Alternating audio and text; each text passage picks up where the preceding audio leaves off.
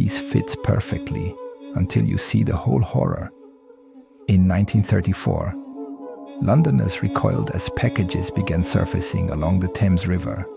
Inside were human remains, sliced with chilling precision, wrapped in oiled cloth. The press called them the Jigsaw Murders. Behind this dark puzzle stood Dr. Buck Ruxton, a charming physician with a monstrous secret. Fueled by jealousy, he dismembered his wife and maid, then coolly scattered the evidence across the city.